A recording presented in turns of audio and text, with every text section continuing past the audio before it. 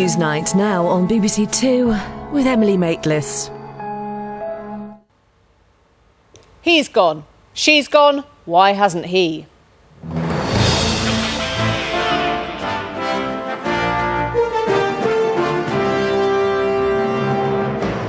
Tonight, the controller of Radio 2 steps down. Jonathan Ross is due back on our screens in January. So has the BBC done enough to quell the media storm? We'll be asking the Director General, Mark Thompson, and also speaking to a former controller of Radio 1 and a Daily Mail columnist. Michael Crick's in Glenrothes, where next month's by-election's looking pretty close. Will it be a big embarrassment for the neighbouring MP Gordon Brown, or the first setback for Scotland's First Minister, the SNP leader Alex Salmond? As famous for its hanging chads as it is for its palm trees, can the Democrats finally win Florida? If you'll stand with me and fight by my side and cast your ballot for me, then I promise you, we will not just win Florida, we will win this election.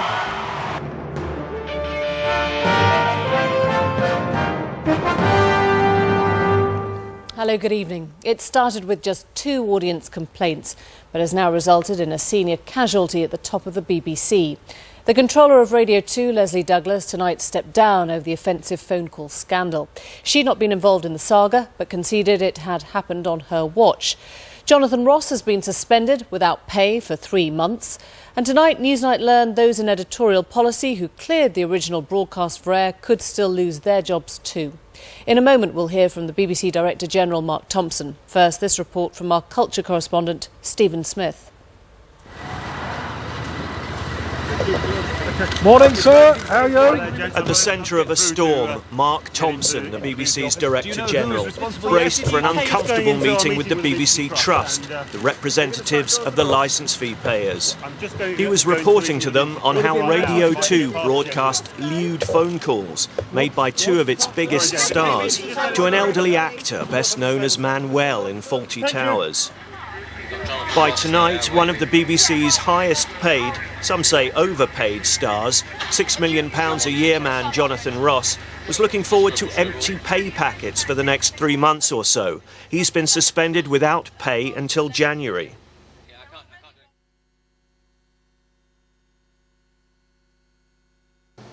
I have made very clear to him the central importance of the clause in his contract about not bringing the BBC into disrepute. We agree that nothing like this must ever happen again and that tight discipline will be required for the future. I think you could fairly say this is a sort of slap on the wrist, really.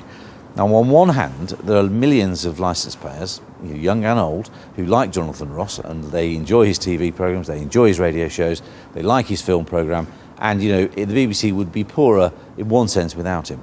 But you have to remember that the first and most serious lapse of judgment here was his when he shouted, I'm not even going to repeat it, across the studio to a 78-year-old man about his granddaughter.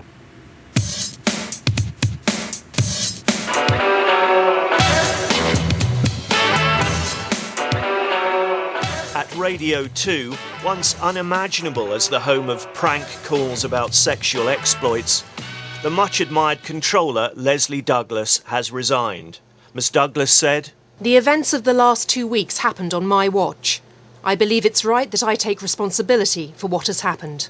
Can we have a quick word, please? Yeah, go ahead. Yeah, not a great day. Tonight, DJ Chris Evans, who these days passes for the quiet and unassuming face of Radio 2, gave his reaction. Leslie Douglas, best boss I've ever had. A real shock, to be honest. We've been, a few people have been coming out in here in tears this afternoon. Yeah, I'd say. Journalists gathered outside the BBC crisis meeting this morning after a week in which complaints to the corporation's website clocked up exponentially, from just a couple at first to well into 5 figures. Even the Prime Minister got involved. It was no longer about 2 stars given too much licence. Much wider questions about the BBC seemed to be in play.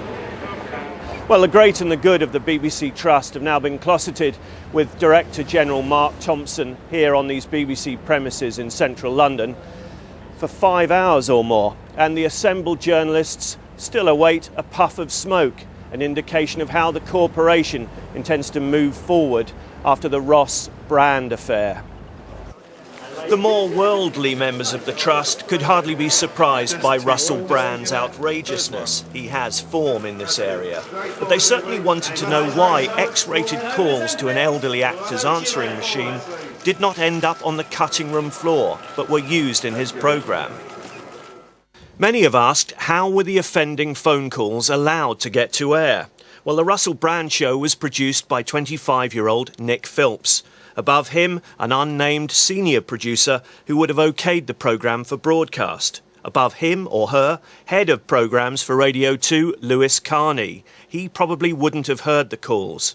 The boss of Radio 2 was controller Leslie Douglas. Now that she's resigned, Lewis Carney takes over for the time being. Yeah, it's us. Is it? The Director General cut short a holiday to deal with the crisis. But some observers say the corporation's reaction in his absence was sluggish. By not reacting quickly enough, it left licence payers, I think, probably wondering whether the BBC really took this as seriously as they did. And that's not really what you want your licence payers thinking. So I think what will happen now is it'll quieten down. By the middle of next week, it'll feel like it's receding, unless something else emerges over the weekend, it'll feel like it's receding quite a long way. But you can only take so many of these blows. When the media stakeout finally ended with a bulletin from the BBC Trust, it was evident from reading between the lines that they shared much of the bewilderment that this episode had been allowed to run so long. There should be a shared understanding amongst the most senior staff of the BBC of how this failing arose and what is expected of them to ensure that the BBC's values are understood and the standards of quality are met. Separately, the Trust will take account of the views of all audiences before we consider whether the BBC's editorial guidelines need to change. But some critics of the BBC are saying tonight the right implication to draw for the future is a radical rethink of the corporation's would-be universal appeal. If you stop trying to give everybody what they might conceivably want, you probably will see your audience fall. And that, I think, is something that the BBC has got to accept. A public broadcaster has to recognise that its audience ought to consist of people who want to see public broadcasting and listen to it. Now, if the BBC became smaller but adhered to its core purposes, it might very well find that there was more support for a licence fee than there is at the moment, with many, many people feeling that their money is going on things that shouldn't be going to a broadcaster who's financed by taxation. The BBC enters the winter season with its biggest star sitting at home twiddling his thumbs, and its senior management reeling from another controversy. Stephen Smith. Well, earlier I spoke to the BBC's Director General Mark Thompson. I began by asking him if he thinks Jonathan Ross is still worth £18 million. I think Jonathan is a tremendous broadcaster for the BBC, but we've taken the decision to suspend him for 12 weeks without pay because of his role in this programme. I've spoken to Jonathan and told him that although the ultimate responsibility for what goes out on the BBC must rest with producers, with editors, ultimately with controllers, that I thought his contribution was totally unacceptable, that the BBC's editorial guidelines, the need not to bring the BBC into disrepute is absolutely central to the responsibility of presenters and broadcasters as well as producers. I believe what we've done is proportionate, but I have to say I do regard it also as a final warning. I mean, that's the point, isn't it? Russell Brand's gone, Leslie Douglas has gone, and the public out there are looking at this and saying, why does Ross, an experienced broadcaster, just get a 3-month rap on the knuckles? Well, I think you don't have to be a mathematical genius to work out that this is a pretty, in terms of the financial consequences of this, because it's going to be taken out of his contract and he won't be paid for this 12 weeks. This is a pretty substantial financial penalty for Jonathan. But that's because he's on an £18 million contract. No, but the judgment, and it is a judgment about what's proportionate, is Jonathan was appearing actually not within his BBC contract, his main BBC contract, as a guest on somebody else's programme. I still believe that what he did was totally unacceptable, and we could not leave it without a sanction. But I believe that what we've done is proportionate. But do you think he's worth the money? Well, I believe that what we've done today is the right thing, which is to reflect the entirely justified public outrage at what happened on this programme, to look quite broadly. BBC management, senior management, learnt about this problem on Sunday. By Monday morning, we'd issued a completely unqualified apology, launched this investigation. 3 days later, we have the preliminary results. I just want to get back on the Ross question. Will you be extending his contract next year? We're going to look, as we do, frankly, with all our presenters, at the contract when it comes forward. Jonathan's main contract with the BBC has a long time to run. What I'm saying today is we're suspending him for this period. And I've made it very, very clear to Jonathan, and Jonathan accepts that this has been a really, really egregious failure. It's a failure which involves quite a few people, of whom Jonathan Ross is only one. He bears some of the responsibility. That's why we've done what we've done today. And yet you call this a final warning, but doesn't it just look like he is frankly untouchable, that some talent are just too big to sack?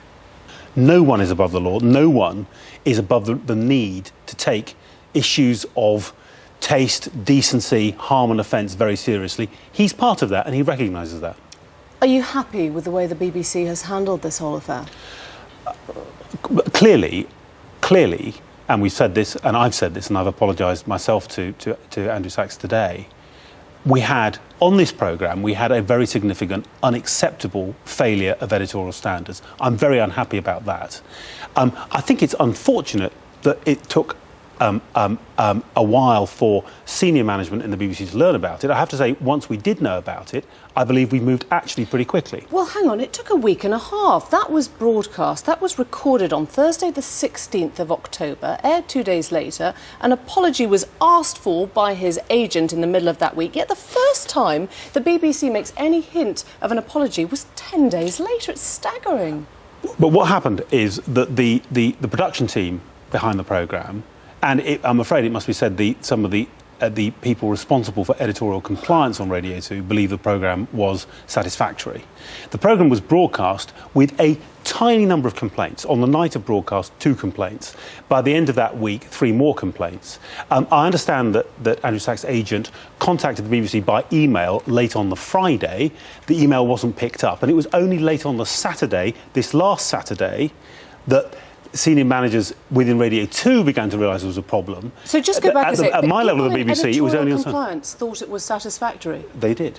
What happened was a very small number of people made very wrong-headed judgments about what was acceptable and what wasn't acceptable. But realistically, the overwhelming we're talking majority about more people losing their jobs as a result. This isn't over now.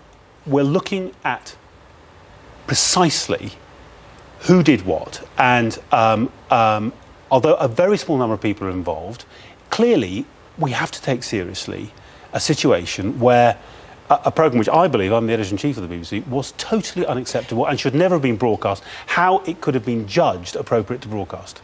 So did you know as soon as you heard that it was wrong, or did it take 30,000 complaints to tell you how wrong it was? I learnt about, because I was away from the BBC, I learnt about this on Monday. We immediately issued a comprehensive and unqualified apology. We immediately started an investigation.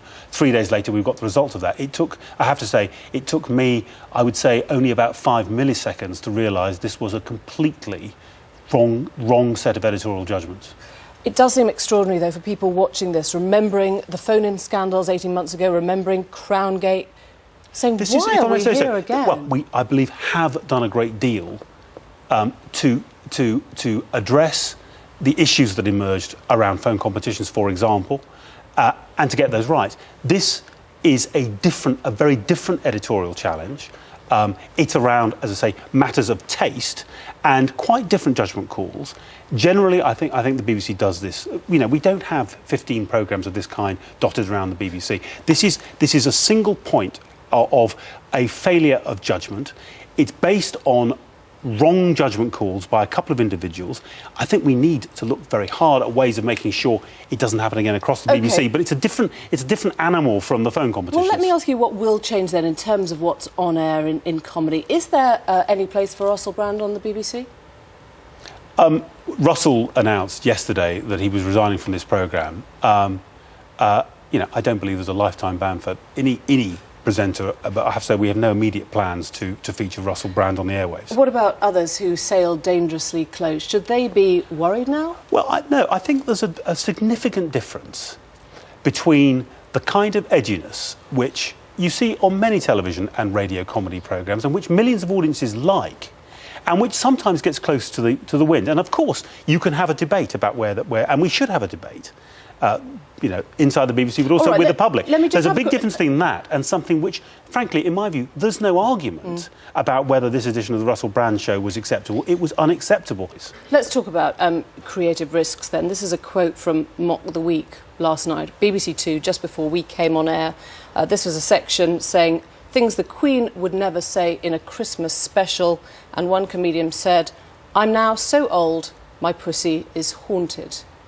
Is that a risk worth taking? Well, I think, editorially look, as I said, tasteful? we have many programmes in the BBC on television But, I mean, and on radio. Well, what I would say is, to be honest, I would only want to judge any remark on any programme in the context of the programme, watching the programme. I think I always find it better to watch programmes myself. I managed to miss... I'm now so old, my pussy is haunted. Well, this was about the monarch.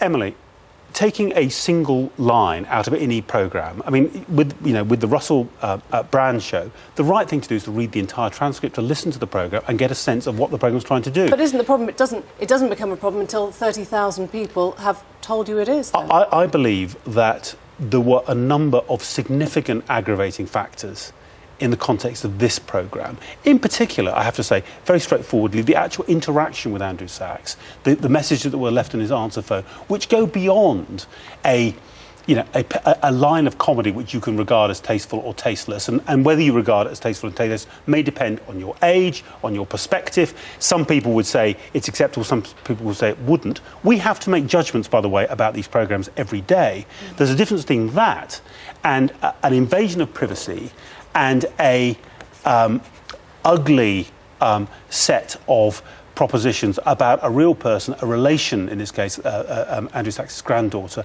which is totally unacceptable behaviour. And I want to say, of course, we can debate, and there should be a debate about what's acceptable. And if you talk to our audiences, the 26 million households out there, you'll hear a broad range of views about that.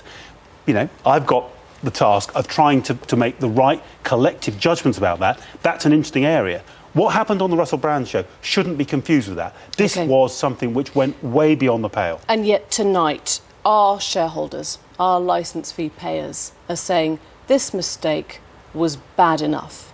But boy, was it compounded with the way the BBC has handled it and what it has shown about the cracks in the systems at the BBC. Do you accept that, Mark Thompson, this is your last warning? Well, as I say, I believe that the moment that the senior management of the BBC, and I include myself, became aware of this, we have moved pretty quickly, actually. So you never considered resigning over this affair? Well, I believe the right thing for me to do is we've announced, in my view, pretty quickly, a set of actions to try and make sure this doesn't happen again, and also a set of fairly tough actions about some of the individuals involved in it. I think my job is to see that through. Thank you very much. Thank you. Mark Thompson speaking to me a little earlier. Well, I'm joined now by Matthew Bannister, former director of BBC Radio, and Stephen Glover, columnist for the Daily Mail and independent newspapers. And welcome to you both. Thanks for coming in. Stephen Glover, do you think the BBC has done enough to draw a line under this? No, I doubt it. I personally think that Jonathan Ross should have been banned from the BBC for 12 years rather than 12 weeks. It seems preposterous that the man who is actually by far the guiltiest party, more so even than Russell Brand, should be allowed to come back after 12 weeks. He will lose about £1.5 million of his huge £6 million a year salary, and it doesn't seem remotely enough. Matthew Bannister, do you think Stephen Glover speaks for a large proportion of our audience? Well, clearly some people have been very upset about this, but I think we should get it into proportion.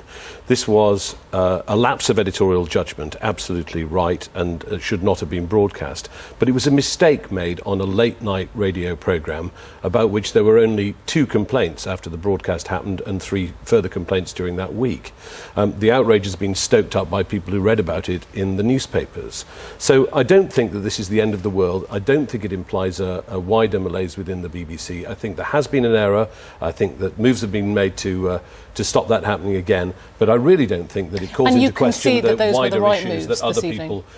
Well, I'm very sad, I have to say, that Leslie Douglas has left her position today, because I think that the BBC has lost somebody who is a strong creative leader, somebody who has made a very positive contribution to making Radio 2 the most popular radio station in the country, somebody who's brought on new talent and who's an important part of the BBC's staff. So I'm very sad that she's done what she's done. I'm sure she's done the honourable thing and taken responsibility for what happened on her watch, but I'm sad that that's happened. And Stephen Glover, a woman who encouraged risk takers. Do you think it's a good job if the risk takers are going now? Well, it depends what you mean by risk taking. People talk about cutting edge. I don't think ringing up a 78-year-old man and saying coarse and vulgar and brutal. I guess the wider bullying picture is the risk takers are the people that might attract parts of your audience that you have been unable to get to before. That was the point of people like like at any Russel cost? Brown. I mean, this idea of cutting edge and edgy, this terrible word which everybody's now using, edgy. Surely the BBC should be producing good material, good documentaries, good drama, which is original. That for me is cutting edge. It is not cutting edge to crack puerile jokes, lavatorial humour. The trouble with this is that the comedy is not a scientific business. When you're trying to create comedy, it's an imprecise art, and sometimes people are trying to make jokes will go over the edge and will get into trouble. And you're going to take those risks when you put performers into these situations. I think it's extremely important. This was a recorded programme. No, of course, and I've accepted that this was wrong. We're not just talking specifically about this incident, which I think everyone here has recognised was not funny and didn't work, but in general, the kind of people that Russell Brand attracted to the BBC were maybe people that would not have had a place or a say or a voice in other parts. The point is, which we must remember, it is still the BBC. Now, the BBC has no function or no role unless it protects certain standards. Is that right? Matthew Bannister, why else should it exist? The BBC has to abide by its own editorial standards and by editorial standards that are widely accepted. But another role of the publicly funded broadcaster, in my view, is to take creative risks. It is to push forward the boundaries of what's possible in broadcasting, to experiment. Some of our great comedies that have come out of the BBC came because the BBC persevered with comedies which originally were greeted Should it be a moral standard bearer? Is that the... No, it's not the role of the BBC to be a moral standard bearer. I think it would be wrong for the BBC to try to dictate to people what their moral standards should be. However, there are certain basic editorial standards that must go through all of the BBC's programmes. But it's not the BBC's job to tell people what their morals should be. It's the BBC's job to protect standards of decency and not to tell people what to believe, but to protect standards of decency. And this idea that you can have niche audiences where things can be said to those niche audiences, which the niche audience likes, regardless of what the rest of the country might think.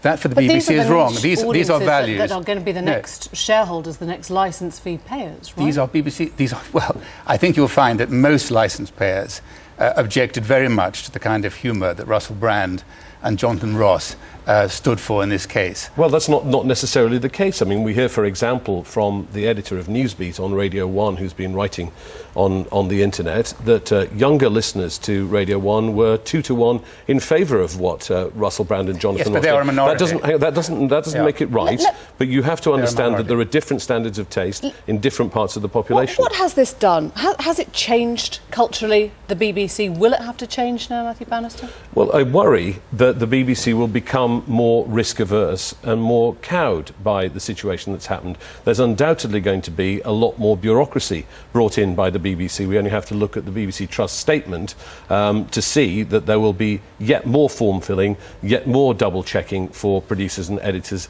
to take part in. And that's not necessarily productive. I think the BBC should trust its senior programme makers to make the right decisions, and if they make the wrong decisions, if they make mistakes, obviously they're going to lose their jobs. Stephen Glover, you've called Mark Thompson in the past a man of high morals and asked the question, how could he preside over the BBC's descent into the gutter? Do you think he has stopped that descent today? Of course he hasn't. I mean, he's one man trying to control an enormous organisation. But I hope this episode may wake Mr. Thompson up to the fact that lots of things are being pumped up by the BBC which are thoroughly offensive to many licence payers. And if it goes on happening, I think he will be in trouble, bigger trouble next time. Stephen Glover, Matthew Bannister, thank you very much indeed. Thank you. Labour's recent record in by-elections is perhaps not a proud one. They lost Glasgow East to the SNP. They lost the previously solid Labour seat Crewe and Nantwich to the Conservatives. And in Henley, in the summer, they ended up in 5th place, behind even the BNP. With 7 days to go before the Glenrothes by-election, however, they may have some reason to believe that now, in the midst of an economic crisis, their fortunes have turned. Michael Crick investigates.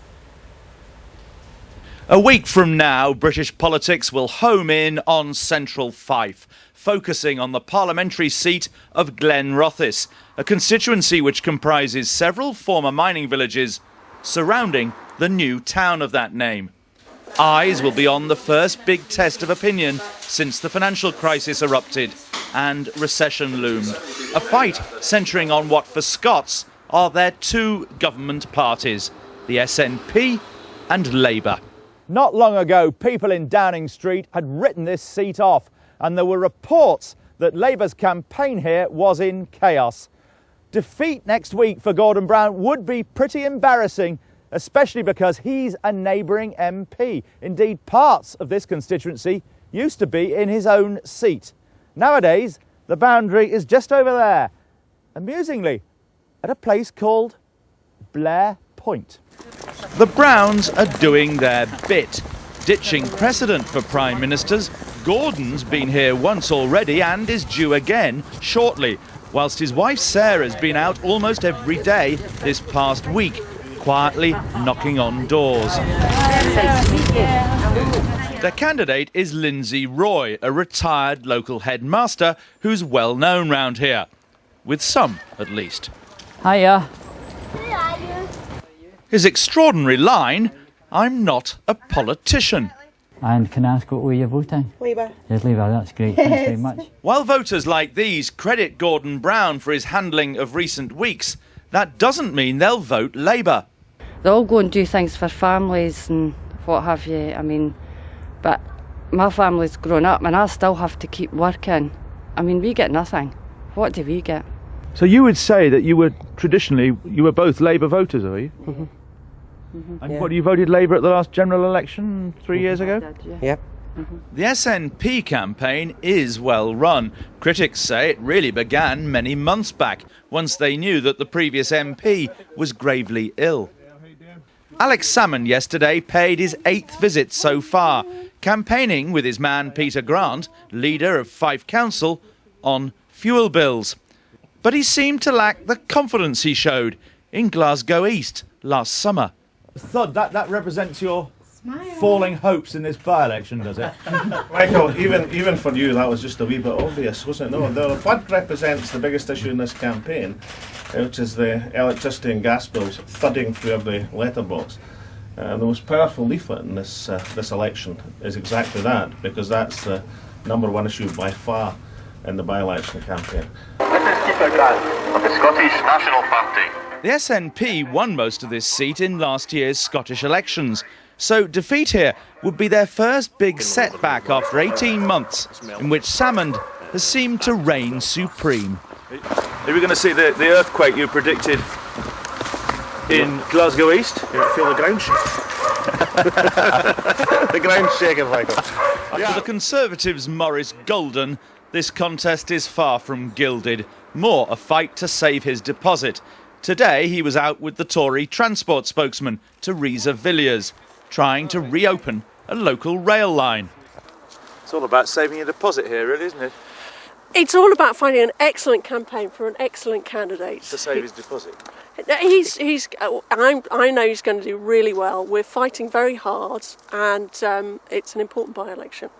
But it's really a race between Labour and the SNP. You're an irrelevance, aren't you? Waste of time you coming here. Not at all. We're talking about important issues about opening disused rail lines, important for the local community. Meanwhile, Lib Dem leader Nick Clegg visited a jobs project with the princely named Harry Wills, who first stood for Parliament a remarkable 34 years ago. Henley, Crewe, Glasgow East. Now you're in danger of coming third or fourth. I mean, what's happened under your leadership? You've lost it, haven't you? You don't win by-elections anymore. Each by-election is different. As you know, each by-election is unique. Each by-election takes place in the context of the constituencies and where the by-election is occurring. And you don't win them anymore? Well, by-elections come and go.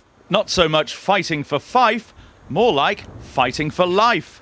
What we believe in is a fairer Glenrothes community, a fairer Scotland and a fairer Britain at a time when a lot of people are extremely anxious about the economy. So how much are they feeling the pinch next door at Stewart's, a family bakery, which employs 55 people making bread, cakes and Scotch pies? How will they vote? I will be voting Labour. Labour. Labour. I used to vote Labour before, but I'm not really keen on what they're doing now, so I'm not really sure who I would vote for. Who might your alternative be? The SNP? SNP, aye. I like the fact that they're wanting Scotland to be a separate country. What will decide it for you? My wife. Labour's chances here depend on shoring up their traditional base in the old pit villages. Hence a special meeting last night with the Miners' Union, addressed by the new Energy Minister. We started off after the last by-election, probably fair way behind, but we're gaining momentum. But embarrassing because it's Gordon Brown's neighbouring constituency. It's getting a lot closer. We'll see how it goes. I mean, these are difficult times for people, and I think the mood has sort of changed quite a bit after the problems of recent weeks, because people are now recognising that politics has got to be taken very seriously indeed, because it's going to affect everyone. William Hills now has the front runners here neck and neck, with evidence tonight of the parties trying to twist the bookies' odds. The Scotsman newspaper quotes an email from a Scots Nats fringe group urging activists to place £10 bets on an SNP win. To respond, says the email, to Labour people doing the same thing. Way beyond Glenrothes, much rests on this result for Gordon Brown's leadership and all the parties. Michael Crick reporting there, and here's a full list of all the candidates standing in that by-election. Coming up on the programme, can the state where the Democrats lost the White House 8 years ago be the place where they win it back? First, a roundup of today's news. Our main story tonight. The BBC has suspended Jonathan Ross for 3 months without pay because of the offensive phone calls made by him and Russell Brand on a Radio 2 programme. The controller of the network, Leslie Douglas, has resigned over the row. Leading aid agencies are suspending their work around Goma in the Democratic Republic of Congo because of the escalating violence there. Fighting between government troops and Tutsi rebels has driven tens of thousands of people from their homes, and some Congolese troops are now said to be out of control and looting houses and shops in Goma. Earlier I spoke to the BBC's Orla Guerin on the Congolese-Rwandan border for an update on the situation. Well, what we're hearing from Goma tonight is that the situation is extremely tense. Rebel fighters are quite literally at the gates of the city. They're no more than 10 miles away. Inside, there are a large number of people who have come seeking shelter, seeking a refuge. As many as 50,000 people have crowded in and around Goma in the last few days. We're getting mixed signals now from the rebels. Their commander, Laurent Nkunda, is saying on the one hand that he wants the chaos to end and the refugees to go home. He's offering to open a humanitarian corridor for aid workers. But he's also saying that United Nations peacekeepers will not be able to prevent him from taking the city if that's what he chooses to do. So very precarious, very uncertain, and officials inside Goma are talking about panic on the streets. Yeah, is it clear at this stage what the scale of the humanitarian crisis is? Well, the problem for aid agencies is that there are simply too many people to count, and also that the situation is extremely fluid. We now know that some of those who ran towards Goma earlier in the week, hoping that this would be a safe place, have now turned around and run in the opposite direction. They've run away from the city, fearing it was going to fall. Now, among that group are people who have been displaced time and time again. We've heard about incredibly large numbers, as many as 30,000 people arriving at a makeshift refugee camp in the course of 3 or 4 hours, and then the next day turning round and leaving again. And critically tonight, we are getting reports about terrified civilians going deep into the forests looking for a hiding place. And they will, of course, be more difficult for the rebels to find there, but they will also be more difficult for aid agencies to try and reach. All again then. The US economy shrank at an annualised rate of 0.3% between July and September. According to figures from the Commerce Department, consumer spending, which makes up 2/3 of the US economy, shrank by 3.1%, the first contraction since 1991. 3 passengers travelling on the tube train when Gonçalves de Menezes was shot dead by police have told the inquest that they did not hear officers give a warning before opening fire. Their accounts contradict the assertions of officers that they shouted, "Armed police." And the markets, the FTSE 100 share index closed up 49 points in New York. The Dow Jones also closed up 190 points. A short while ago against the euro, the pound was down. Against the dollar, the pound was also down. You could chart the very twists and turns of an election campaign by looking at the names of the small towns the candidates choose to visit. Tonight, Republican candidate John McCain took his campaign to a town called Defiance. The message is loud and clear. He isn't ready to be written off by the polls that put Barack Obama ahead.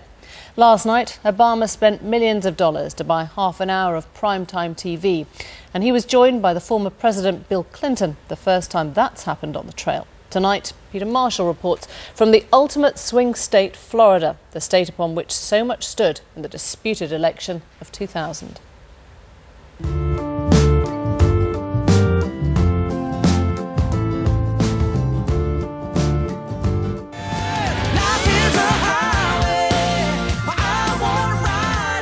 The I-4 corridor is named after the freeway which runs between Orlando and Tampa. It separates the state's Republican north from its Democratic south. It's where 40% of Florida voters live. And these people are on the political razor's edge, evenly split, Republicans and Democrats. Florida can be like that, the very words gouged on America's electoral psyche. 11:15 p.m. in Orlando, down the road from Disney World. Political stardust is about to fall.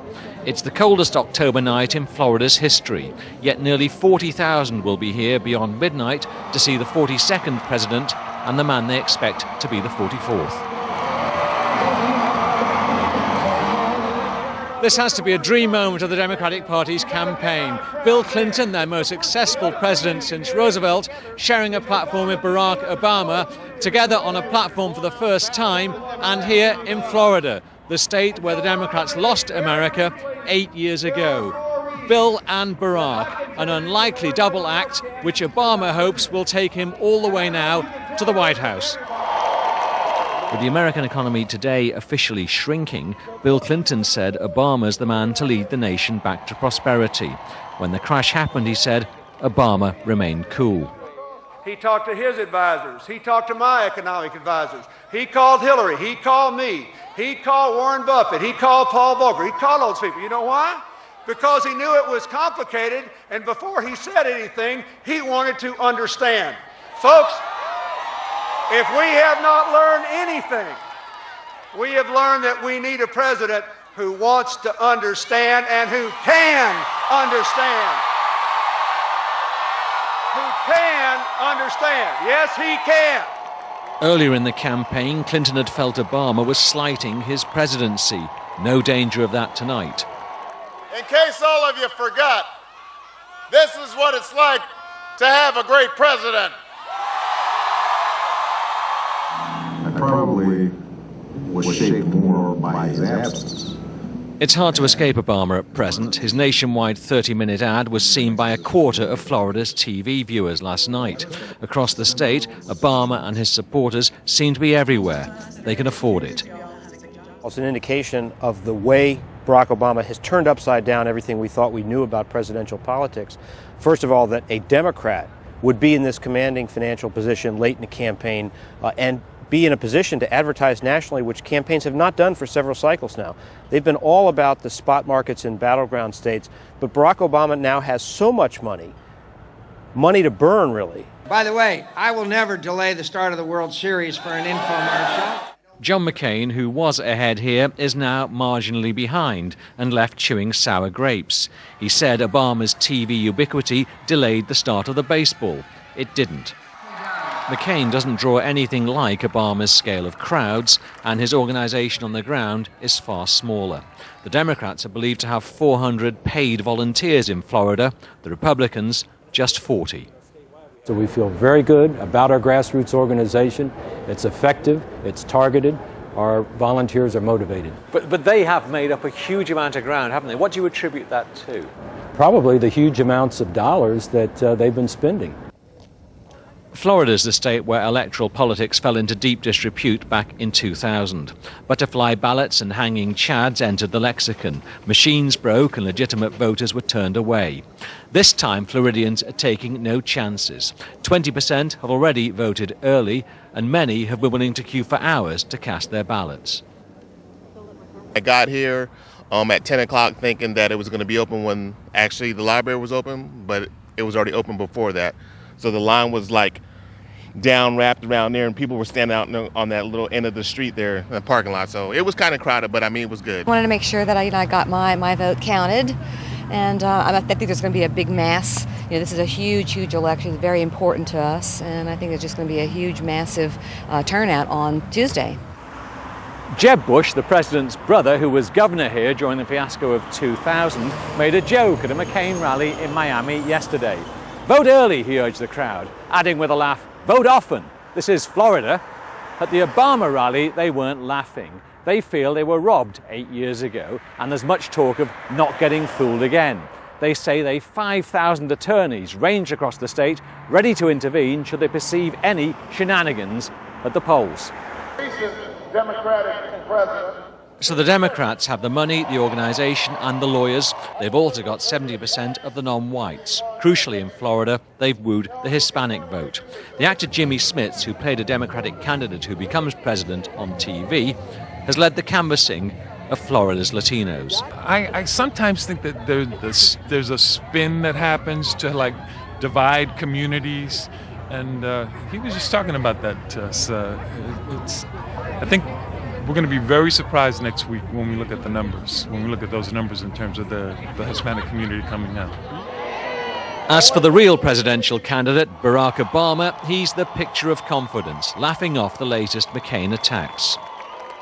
Lately, they've been calling me a socialist, and they found evidence that when I was in kindergarten, I used to share my toys, and when I was in 4th grade, I split my peanut butter sandwich and gave it to my friend, and they said, look, he's a redistributionist.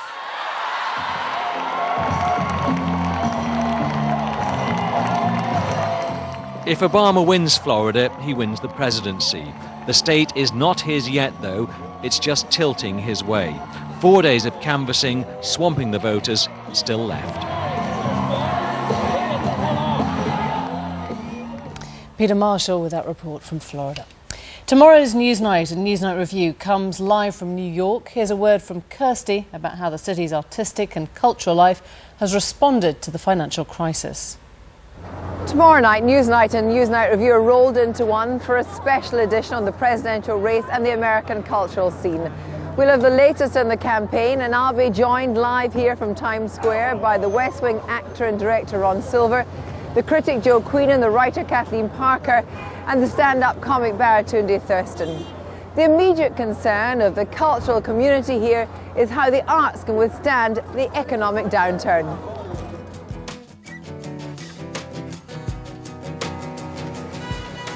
The town's still full of glamour and activity. This week's big opening was the Miro exhibition at the Museum of Modern Art.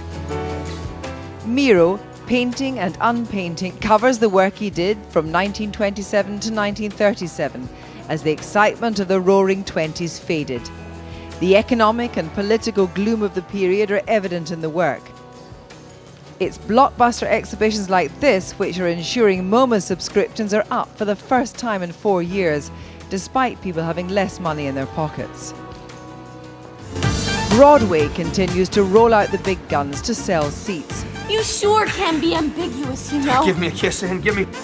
But people are having to make difficult choices. Do you think twice about a theatre ticket? Absolutely, sure.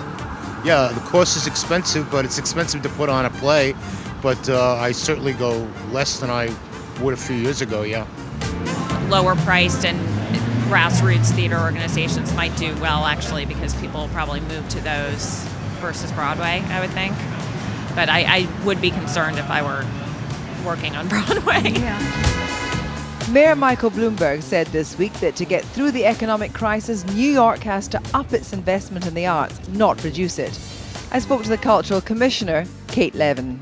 The bottom line is when people make a commitment to engage with this city, cultural organizations should be at the front line of what they want to do. In terms of what the arts can do in an economic downturn, what role do they fulfill? We have beautiful botanic gardens in the city, and when people are looking for a respite, even as the weather turns cold, they may become more important places for people to do things. We have organizations that provide free activities, and that may become particularly valuable for people. Well, our panel will be telling us whether it's worth putting your money behind Oliver Stone's biopic of George W. Bush, W., the new TV show about the Iraq War, Generation Kill, and Toni Morrison's latest novel. A Mercy looks at the economic brutality of another American era, the slave and sugar trades of the 17th century. But the author was keen to share her thoughts about contemporary US politics and the credit crunch. This consumer society, where nothing is important except what one acquires, and nothing is important except what one can, get rid of. It's just madness. Why do you have to have 3 and 4 televisions in your house? And Oliver Stone, who's previously skewered greed in his 80s work, Wall Street, was even more brutal in his assessment of the situation. So don't go up to the gas pump with your SUV and your credit card and fill it up. Start somewhere. So do join us for a special edition of Newsnight and Newsnight Review live here from Times Square in New York at 10:30. More from Kirsty tomorrow then. Let's take a look at tomorrow's papers now. Daily Mail has got the BBC wakes up to decency after tumultuous week. Ross is banished, Radio 2 chief quits. BBC announces new code to reflect public concern over taste. The Times headline, Radio chief out as BBC scrambles to end the crisis. The Sun has the headline, expensive joke, that's suspension of 12 weeks, but he keeps his ITV awards. The Independent says BBC bows to its critics, in brackets, again. And The Guardian has a split story on its front page. BBC battles to calm prank storm, but the main pictures you can see there, villagers from Congo heading for Goma ahead of an advance by Tutsi rebel commander Laurent Nkunda, the UN warning of looming catastrophe. That's all from Newsnight tonight, but don't forget to join Kirsty live in New York tomorrow. From all of us here, good night.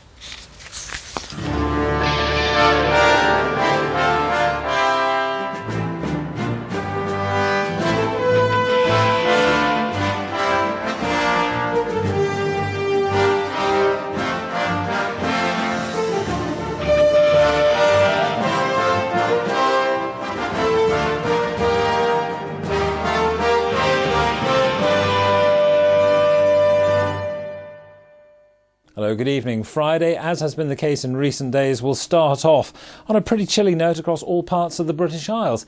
At least in central and western areas, you've got the compensation of seeing some sunshine to encourage you out of doors. Now, again, you'll notice that there are some areas across the north and east of Scotland, eastern side of England, that are seeing perhaps more than their fair share of showers, and you'll certainly get that impression if you're spending the day in the southeast of Scotland or areas to the eastern side of the Pennines. Fairly miserable day here, in fact. Little in the way of sunshine, quite a strong onshore wind. And that same onshore breeze will usher in the showers down across Kent, east and west Sussex, perhaps getting as far to the west as the eastern side of Hampshire. But as you drift that little bit further towards the west, we turn to much clearer skies, a lot of sunshine around. Not doing too much for the temperatures though, topping out again at around about 8 or 9 degrees. Best of the sunshine in Wales over towards the west. And for Northern Ireland, the southwestern quarter of Scotland, dry, fine and sunny all the way. But again, a top temperature not much better than 8 or 9 degrees. Now, the weekend will start dry, fine and sunny in many parts, and that's the way it's going to stay for the most part across the northern half of the British Isles.